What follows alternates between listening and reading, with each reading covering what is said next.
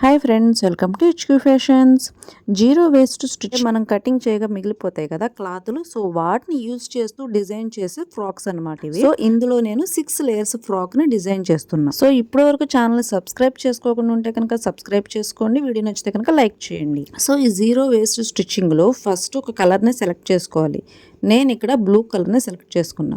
అంటే light blue, dark blue, ఇంకా ఏదన్నా సరే ఏ కలర్స్ బ్లూస్ అయితే ఉన్నాయో అన్ని రంగుల బ్లూ కలర్స్ తీసుకోవాలి. ఫస్ట్ సెలెక్ట్ చేసుకుని పక్కన పెట్టుకోవాలి. వాటిని ఐరన్ చేసుకున్న తర్వాత ఫస్ట్ అవి ఏ లెంత్లో ఉన్నాయో ఒకసారి క్యాల్కులేట్ చేసుకోవాలి. నాకైతే ఇక్కడ 6.5 వెడల్పు అంటే పైనుంచి కింద వరకు పొడవు అనుకోండి, వెడల్పు కాదు, లెంత్. ఓకేనా? సో ఈ లెంత్లో 6.5 లెంత్లో నాకైతే అన్ని బ్లూ కలర్ క్లాత్స్ కూడా తెగుతున్నాయి. సో ఇవన్నీ ఒకే లెంత్లో ఉన్నాయి, నాకు ఈక్వల్గా వచ్చాయి. అన్నీ కూడా డ్రెస్సెస్ కటింగ్ చేయగా మిగిలిన క్లాత్లు కాబట్టి నేను వీటితో లేయర్స్ ఫ్రాక్ అనేది డిజైన్ చేస్తున్నా. సో కావాల్సిన క్లాత్లు అన్నీ కూడా ఎంచుకొని చక్కగా నీట్గా ముందు ఐరన్ చేసుకున్నాం కదా, అవన్నీ కూడా క్యాల్కులేట్ చేసుకొని పక్కన పెట్టుకోండి. వీటిలో లైనింగ్ క్లాత్లతో సహా అన్ని కూడా సెలెక్ట్ చేసుకోండి. కాకపోతే నాకు లైనింగ్ క్లాత్ సరిపోలేదు కాబట్టి ఇంకా ఎక్స్ట్రాగా 1.5 మీటర్ క్లాత్ తీసుకున్నాను. దీనిని ఈ సిల్వెడ్జ్ వైపు అంటే ఈ గోట్ అంచు వైపు మడత పెడుతున్నాను. సరిగ్గా చూడండి ఎలా మడత పెడుతున్నాను. Folding important. 1.5 మీటర్స్. సో పైనుంచి అంటే స్టార్టింగ్ నుంచి ఒక 27 ఇంచెస్ తీసుకున్నానండి. ఫస్ట్ 25 మార్కింగ్ వేసుకున్నాను, కానీ హైట్ సరిపోదు అనిపించింది. 2 ఇంచెస్ మళ్ళీ పెంచి 27 ఇంచెస్ కాడికి మార్కింగ్ వేసి కటింగ్ చేస్తున్నాను. అండ్ ఈ రిమైనింగ్ క్లాత్ని తీసేసి ఇప్పుడు ఈ 27 ఇంచెస్ క్లాత్లో మనం సెలెక్ట్ చేసుకున్న మోడల్ ఏంటంటే స్టెప్స్ ఫ్రాక్. సో ఈ స్టెప్స్ ఫ్రాక్ అయితే మీరు కట్ చేయాలనుకుంటే కనుక అంబ్రెల్లా మోడల్లో కట్ చేయాలి.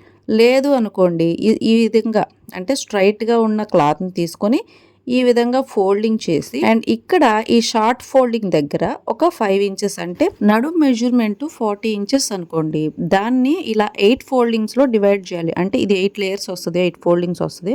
సో అలా 8 ఫోల్డింగ్స్ లో డివైడ్ చేసి కటింగ్ చేస్తే 5 ఇంచెస్ వచ్చింది. ఈ ముక్కలన్నీ కూడా జాయింట్ చేసిన తర్వాత నాకు నడుం సైజు 2 ఇంచెస్ తగ్గింది. అంటే 38 ఇంచెస్ నడుం లూజ్ అనేది వచ్చింది. సో నేను దీన్ని అటాచ్ చేశాను. సో అటాచ్ చేసేటప్పుడు ఈ క్రాసెస్ ఉన్నాయి కదా, ఈ క్రాసెస్ వైపు ఫస్ట్ అనేది అటాచ్ చేసుకుంటూ వస్తే తర్వాత మీకు ఎలా అటాచ్ చేయాలనేది క్లారిటీ వచ్చేస్తుంది. సో ఇలా మొత్తం అటాచ్ చేసిన తర్వాత జాయింట్స్ అన్ని వేసిన తర్వాత ఈ సెంటర్ పార్ట్ అనేది మీ వైపుకు ఉండాలి. ఓకేనా? ఫ్రాక్ లో సెంటర్ పార్ట్ ఒకసారి హైట్ మొత్తం కూడా మెజర్ చేసుకొని ఈ పైన ఒక రౌండ్ షేప్ అలాగే ఈ కిందన ఒక రౌండ్ షేప్ అనేది మనం ఇస్తూ రావాలి. సో అప్పుడే మనం ఫ్రాక్ కుట్టేటప్పుడు కూడా అలాగా రౌండ్ షేప్ లాగా వస్తుంది అనమాట. ఓకే? లేదంటే అంబ్రెల్లాలో కటింగ్ చేసుకుంటే కనుక ఈజీ అయిపోతుంది. ఆ తర్వాత ఈ లేయర్స్ కోసం మార్కింగ్ అనేది వేసుకోవాలి. సో నేనైతే చాలా మార్కింగ్లు వేసాను, నాకు 6 లేయర్స్ పడతాయి అనిపించింది. సో ఆ 6 లేయర్స్కి కావాల్సినంత క్లాత్ని మనం ఇప్పుడు కట్ చేసి పక్కన పెట్టుకోవాలి. ఇప్పుడు యాజ్ యూజువల్ ఫస్ట్ ఈ డ్రెస్లో మిగిలిన ముక్కలు కాబట్టి వెడల్పుగా బారుగా వస్తాయి. సో నాకు 6.5 ఇంచెస్ వచ్చింది. ఇంచెస్ అండి, గుర్తుపెట్టుకోండి, సెంటీమీటర్స్ కాదు, ఇంచెస్. సో అలాగే ఈ లూజు నేను 4 ఫోల్డింగ్స్లో వేసాను, నాకు 21 ఇంచెస్ వచ్చింది. ఓకేనా? అంటే కుచ్చిళ్ళకి పెట్టుకుని లూజ్ అనమాట. సో ఈ కింద నుంచి లెక్కేసుకుంటూ వస్తే కిందన 17 ఇంచెస్ వచ్చింది. ఒక లేయర్ మనం కటింగ్ చేసేది ఎంత వస్తుంది? 21 ఇంచెస్ వస్తుంది.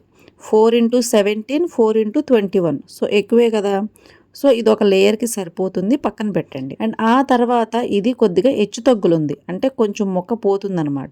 సో దీన్ని కూడా అదే విధంగా 6.5 హైట్ అంటే 6.5 ఇంచెస్ హైట్లో కటింగ్ చేశాను. అండ్ ఆ తర్వాత దీన్ని ఈ ముక్కలు అలాగే ఈ సైడ్ ముక్కలు ఇవన్నీ కూడా కొద్దిగా జాయింట్ పడితే మొత్తం ఇది ఎంత వచ్చింది? ఇది వచ్చేసి 15 ఇంచెస్ వచ్చింది. అంటే 4 ఫోల్డింగ్స్ వేసాను కదా, అన్నీ కూడా 4 ఫోల్డింగ్స్ వేస్తున్నానండి. 4 × 4 × 15.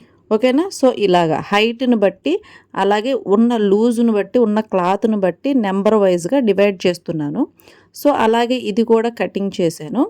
కటింగ్ చేసి ఇవి కూడా 2 కూడా డివైడ్ చేశాను. కాకపోతే ఇది కొద్దిగా షేడ్ అనేది మారింది.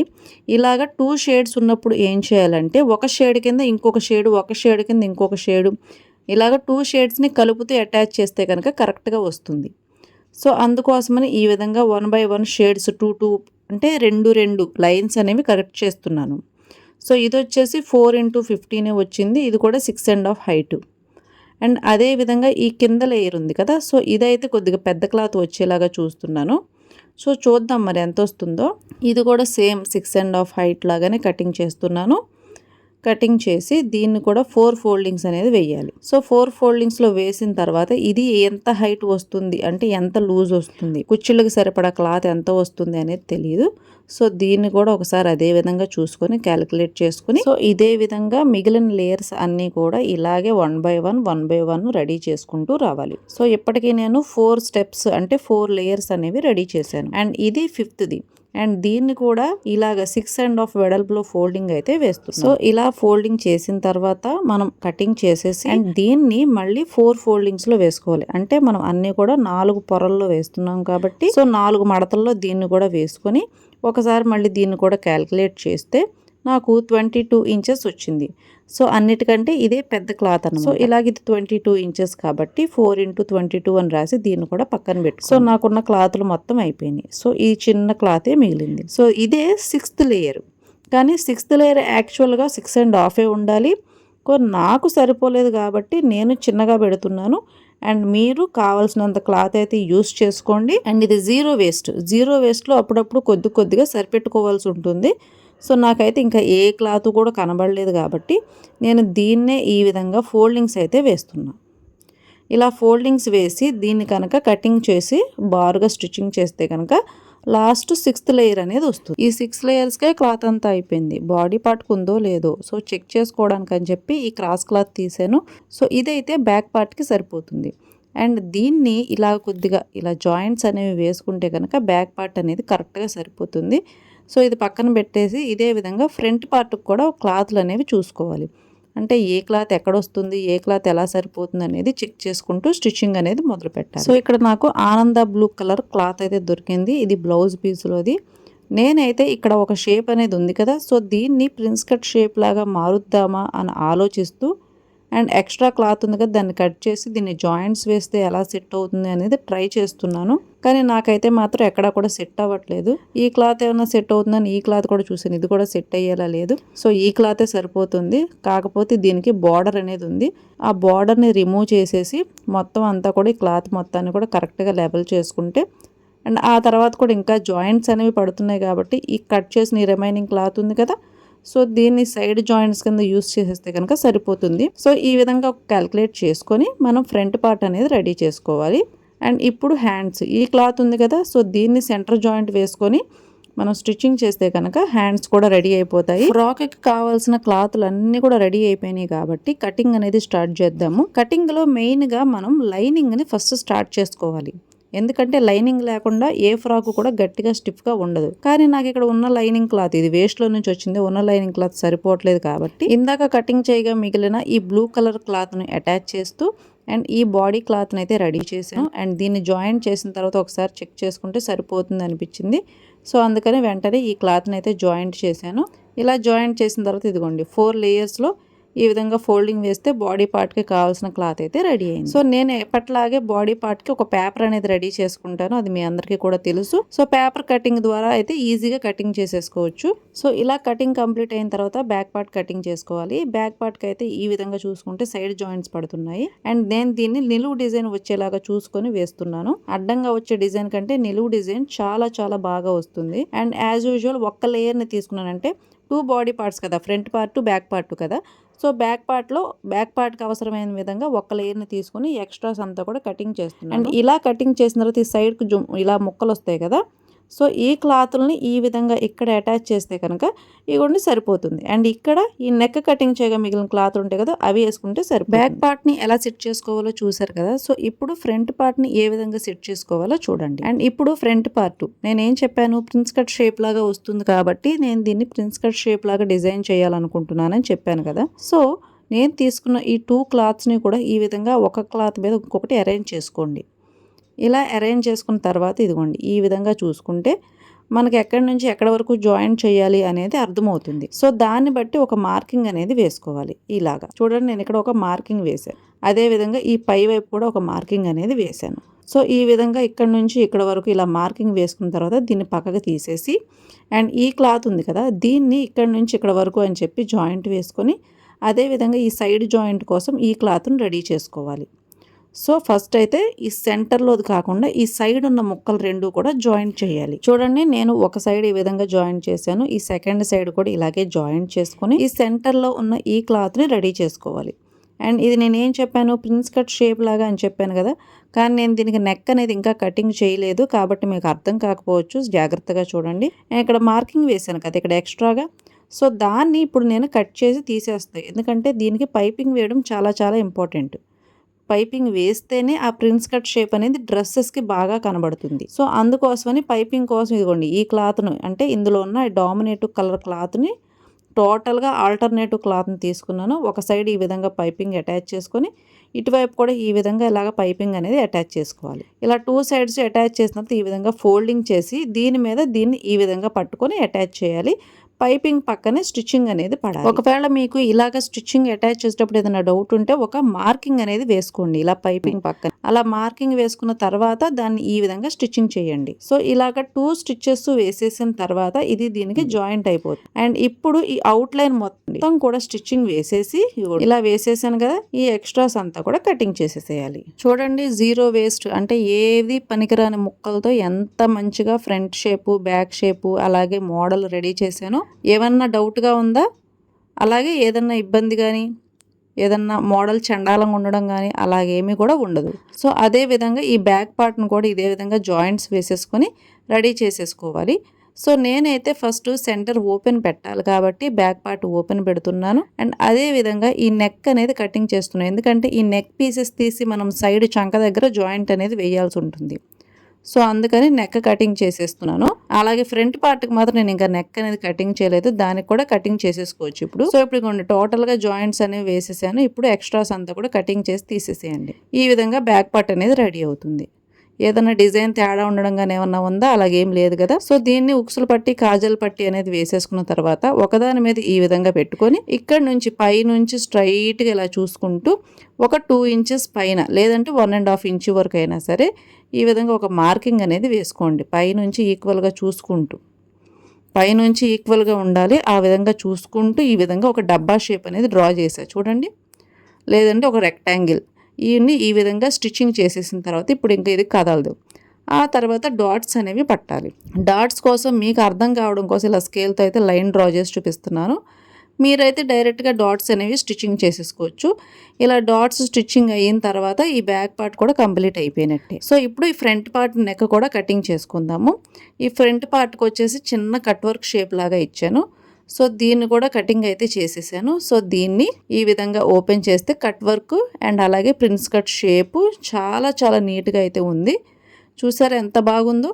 ఇది జాయింట్ చేసిన క్లాత్లు మిగిలిపోయిన క్లాత్ లాగా అనిపించింది. ఇలా కంప్లీట్ అయిన తర్వాత షోల్డర్ అనేది జాయింట్ చేసుకోవాలి. నేనైతే షోల్డర్ జాయింట్ వేసేసాను 2 స్టిచ్చెస్. ఆ తర్వాత ఈ నెక్కి పైపింగ్ అనేది వేసుకోవాలి. ఫ్రంట్ షేప్ అంటే ప్రిన్స్ కట్ ఫ్రంట్ దగ్గర మనం ఏ విధంగా అయితే పైపింగ్ రెడీ చేసుకున్నామో ఇక్కడ కూడా అదే విధంగా పైపింగ్ అనేది రెడీ చేసుకొని రౌండ్ నెక్ మొత్తం కూడా స్టిచ్చింగ్ అనేది వేసేసుకోవాలి. చూడండి ఇది ఎంత నీట్గా ఉందో.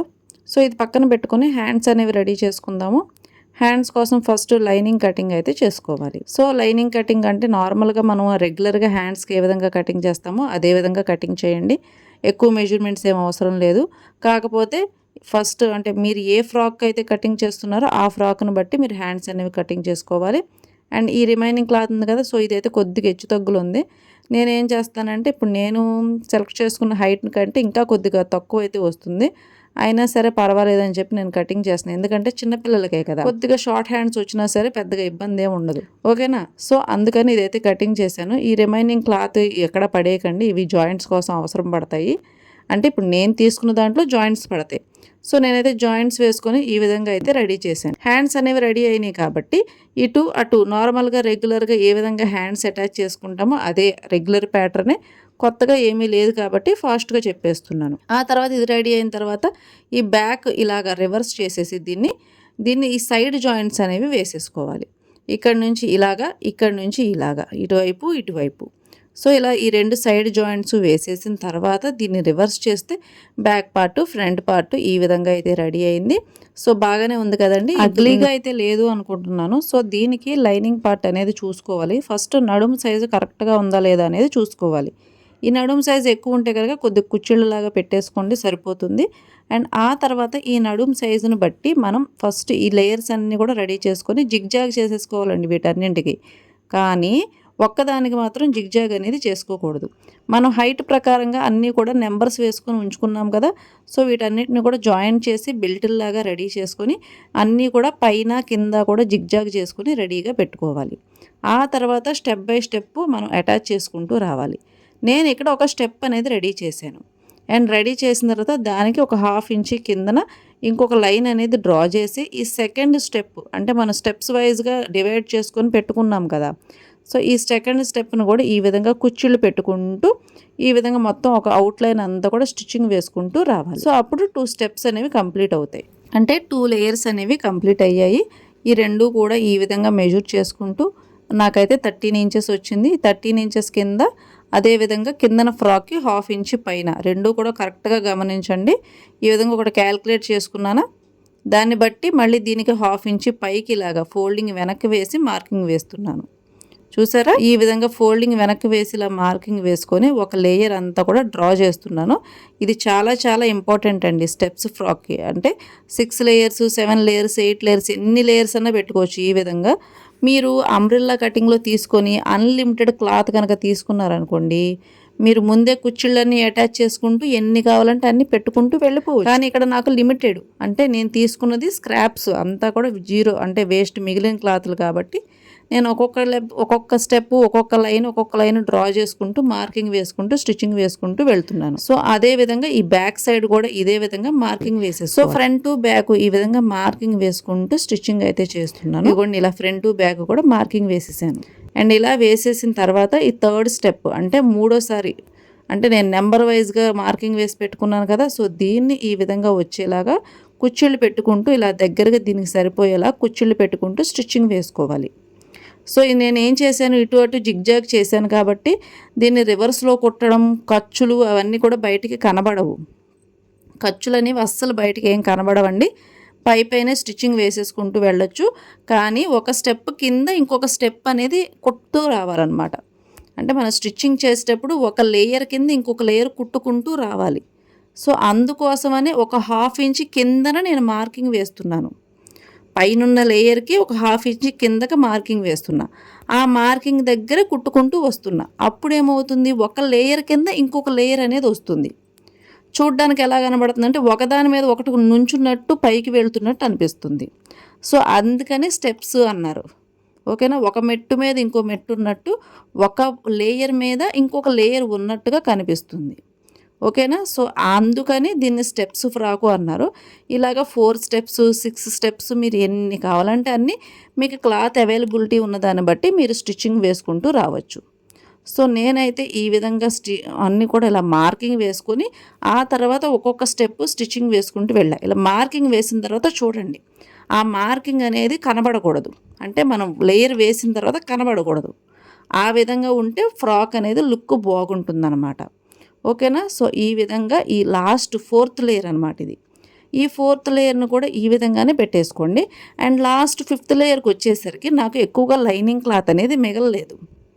అంటే ఇప్పుడు నేను తీసుకున్న దాన్ని అలాగే నేను తీసుకున్న ఈ లేయర్స్ హైట్ అనేది ఎక్కువైపోయింది. సో నేనేం చేయాలనుకుంటున్నానంటే ఇదే విధంగా 5th స్టెప్ కూడా అటాచ్ చేసేయాలి.